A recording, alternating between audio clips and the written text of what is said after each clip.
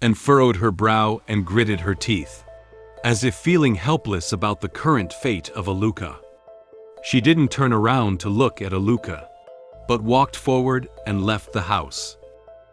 She said to Aluka, "Sorry." However, Aluka could no longer hear what Anne was saying. She lay quietly on the cold floor, the last traces of warmth slowly fading from her body, and silently walked onto the small path outside the house. Due to being at night, the surroundings of the house were very quiet, with only the sound of the wind blowing through the leaves. At this moment, moonlight seemed to notice Anne's emotions.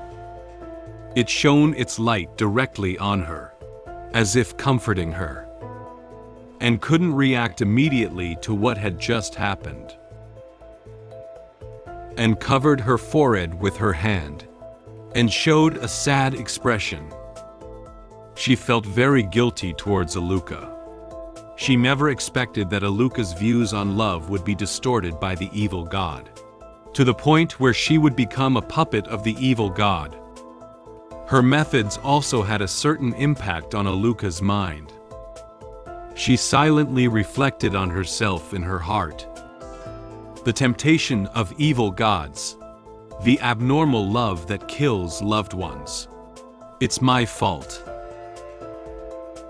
This matter arose because of me. After finding young master, I still need to come back and bury her properly. And placed her hand on her chest, and turned to look at the house where Aluka was located.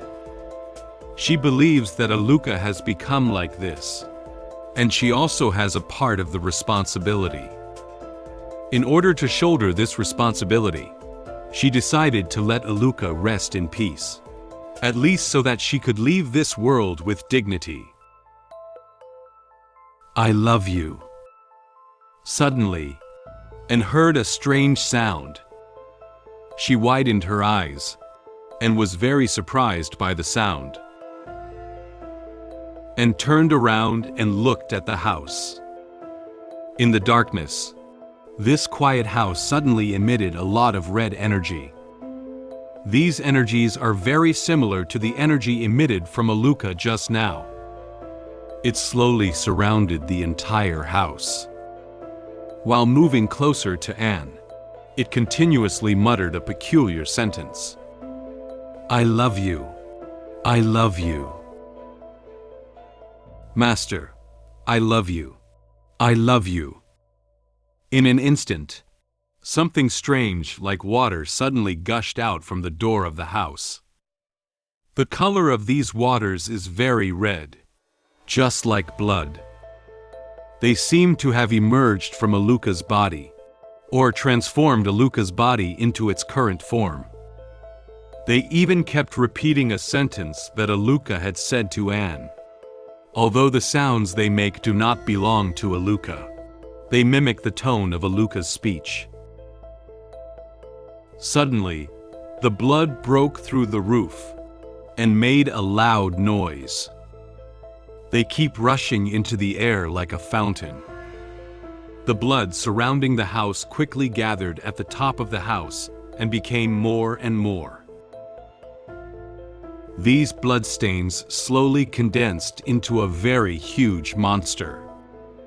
It came down from the house where Aluka lived and slowly approached and standing on the ground, and looked up at the monster with a serious expression. She knows very well whose incarnation the monster standing in front of her now is. Evil God. She has predicted that things are now heading towards the worst-case scenario. She cast her magic and used her magical energy to reshape two daggers, ready to enter combat mode. When Anne was fighting against the monster at Aluka's house, Moan was still on his way to escape. He activated his shadow step skill and ran forward with all his might, escaping to a very far place from the village.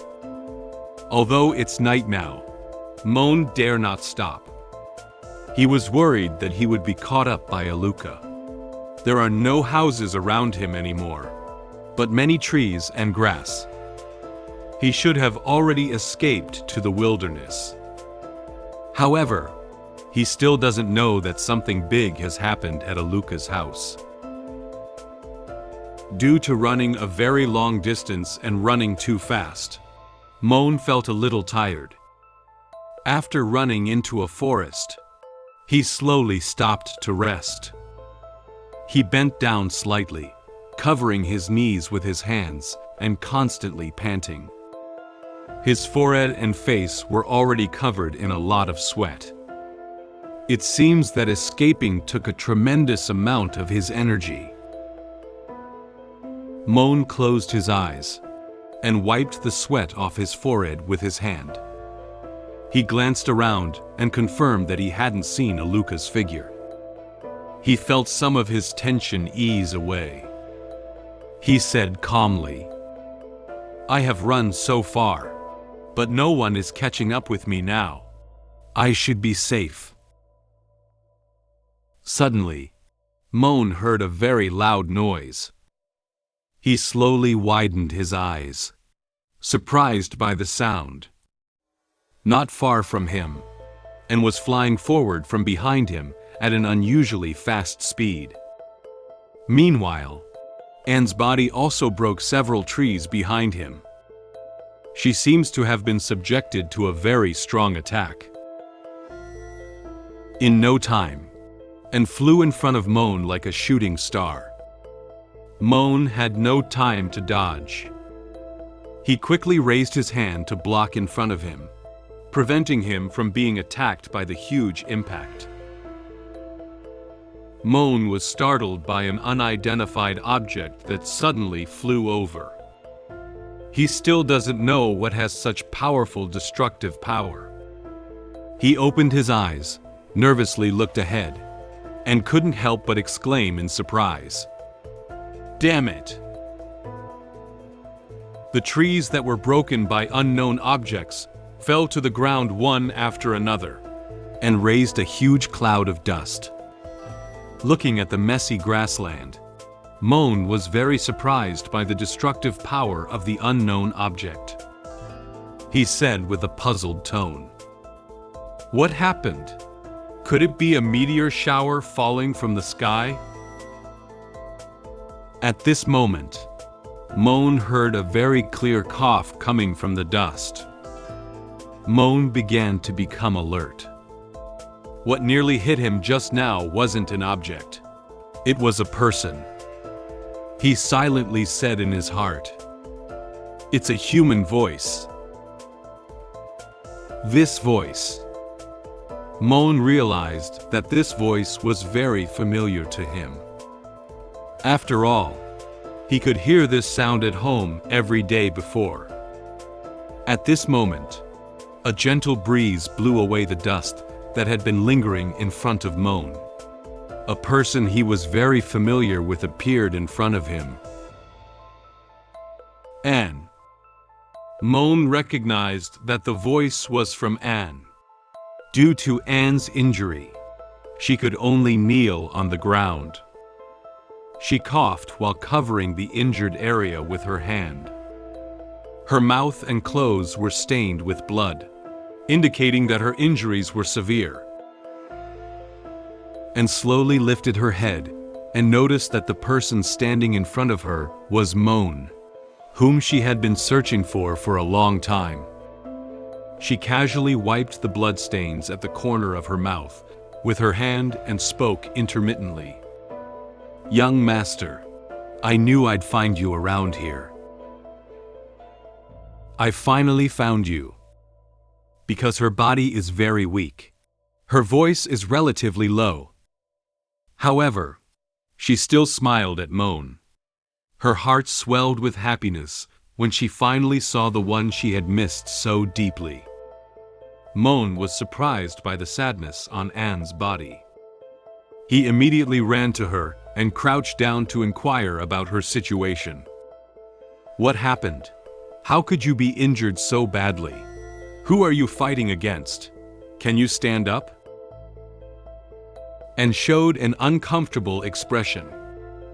Perhaps the wound on her body is starting to hurt. Upon hearing Moan's words, she couldn't immediately explain to him what had happened to her. She endured the pain and said to Moan, "No, this is not the time for us to talk about it now. I'll stop her. Young master, run away quickly." Moan felt very strange about Anne's words. He said with confusion, "Run?" At this moment, the monster that attacked Anne followed her trail and caught up with her. It broke other trees along the way and quickly moved towards the direction where Anne and Moan were located. It said to Anne in a strange tone, "Master, where are you?" "Master, I love you." Upon hearing the sound, Moan nervously turned his head and looked behind him. This is, and frowned slightly and cautiously looked ahead. "Come on, accept my love. Let us become one." This huge monster was red all over, like a moving piece of flesh with blood. Many hands extended from its body, and some hands wrapped around its body. Seeing such a deformed monster, Moan was startled. He couldn't help but shout loudly, "Damn it!